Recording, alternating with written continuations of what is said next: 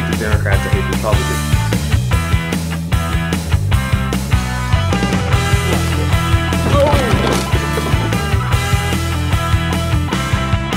A vagina is not a clown car. This movie is actually really good. Please don't hit me. Please don't hit me. You have no idea what it's like when you're son of the ground. I'm losing my mind right now.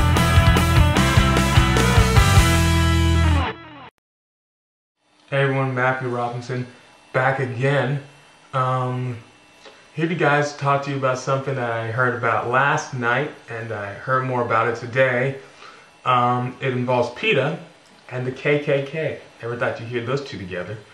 That's right, the PETA and the KKK. Now, hold on a second, I'm working while I'm doing this. But, you see, PETA is the people for the ethical treatment of animals. So basically, the vegetarians and people who think that animals need to be treated better. But here's where the controversy comes in. PETA, yesterday or 2 days ago, at the time of this video, was outside of the Westminster dog show, and they were protesting it, which is normal. They do that every year. And, you know, they're making a good point that because all the dogs are forced to be purebred, that they don't, that they're sick, and they, you know, they get sick or they have health problems and everything like that. But here's where they went too far. Okay? Here's where they went too far. They had PETA members dressed up in the hoods and in the robes and everything as the KKK. Now you may be asking, why are they dressed up like the KKK? They were dressed up like the KKK. Well, they were dressed up like the KKK because they were saying that the Westminster Dog Show, because it promotes only purebreds, is like the Ku Klux Klan who wants everything to stay white. Which is complete BS and is a terrible analogy for them to use. Very bad analogy for them to use. Let me just say this.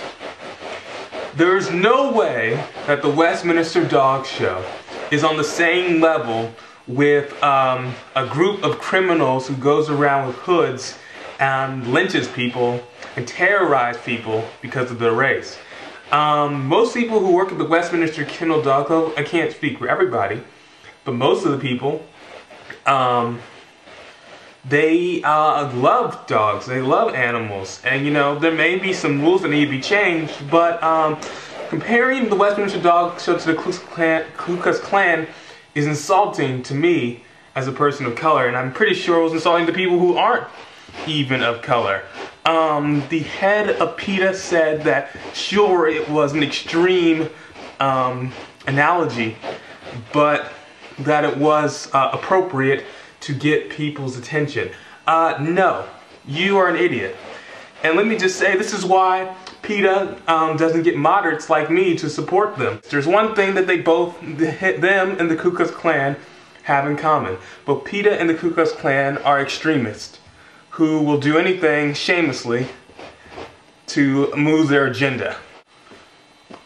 Yes, I know, PETA makes some pretty good points about about the Westminster Dog Show, but all their good points get lost in the fact that they're obviously nut jobs.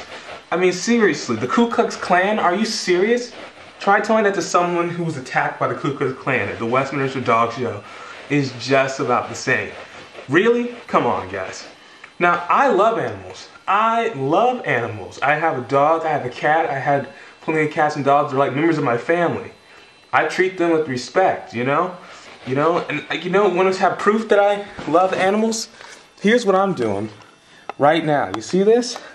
This is throw up from my Aunt Schnauzer that I am cleaning up on my hands and knees that he threw up. And by the smell, I think he may have pissed in it too. Yeah, so don't tell me that I don't care about animals in one of your comments if you're against me saying this. But seriously, PETA, this is why you will never get my support. Because, quite frankly, I don't like you guys. You're snobs, you're smug, and you're elitist. You mean you come out when I was like 12, 13 years old. I was walking by this fur store, I'm a 12-year-old kid. I'm not gonna go buy fur.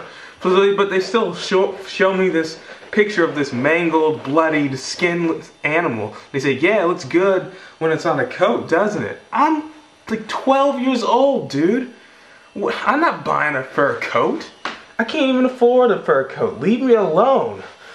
You know? And then I had one person tell me a story, one of my friends tell me a story about how they called him a skinhead because he was wearing a leather jacket. Seriously, PETA, this is why people don't like you. Have you not figured that out yet?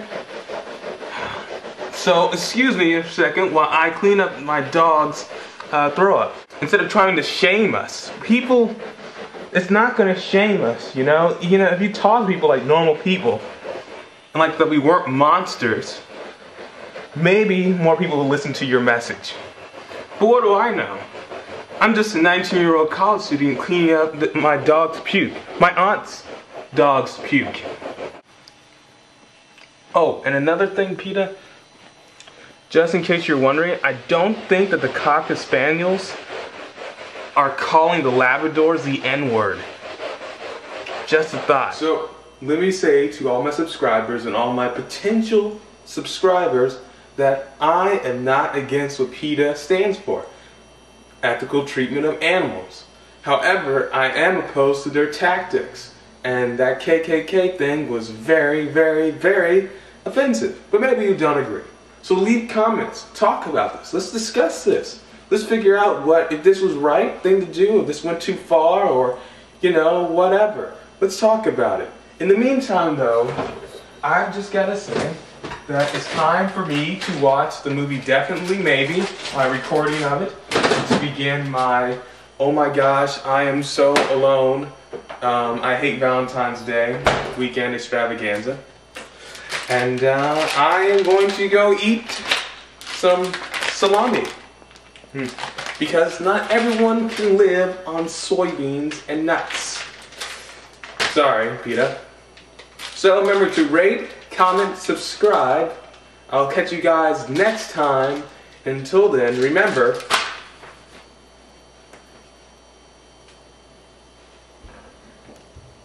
it's all in the hair.